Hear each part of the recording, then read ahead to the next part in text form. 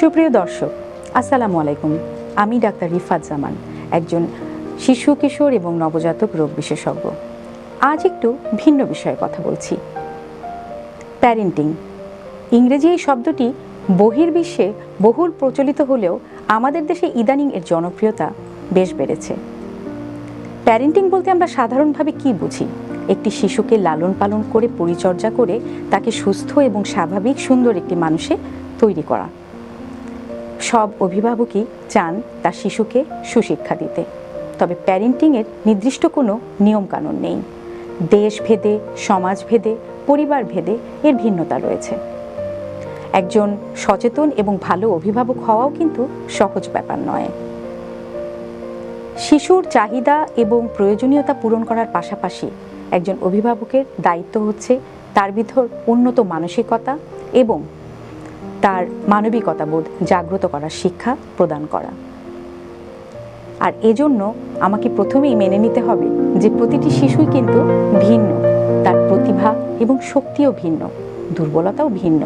তাই শিশুর ভালো কাজের প্রশংসা করুন, তাকে পুরস্কৃত করুন।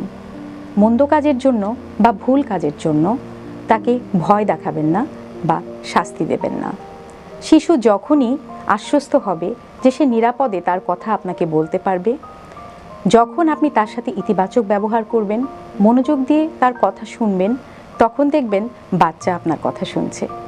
মনে রাখবেন, আপনার শিশুর রোল মডেল কিন্তু আপনি। এমন কিছু তার সামনে বলবেন না বা করবেন না যা আপনি তার কাছ থেকেই আশা করেন না। শিশু তখনই আপনার শেখানো নিয়মকানুন মেনে চলবে যখন আপনি আপনার জীবনে সেই নিয়মকানুনগুলির চর্চা করবেন। আমি প্রথমেই বলেছি, প্রতিটি শিশু ভিন্ন, তাদের ক্ষমতাও ভিন্ন। তাই কখনোই নিজের শিশুকে অন্য শিশুর সাথে তুলনা করবেন না। এমনকি আপনার নিজের দুটি শিশুর মধ্যেও কখনো তুলনা করবেন না। এই কাজটি করতে গেলেই সে আপনার উপর বিশ্বাস হারাবে, সে ক্রোধান্বিত হবে এবং সে জেদ করবে। সে আপনার কথা আর শুনতে চাইবে না। আজ এ পর্যন্তই। সবাই ভালো থাকবেন। পরিশেষে বলতে চাই, আলোকের সেবা নিন, সুস্থ থাকুন।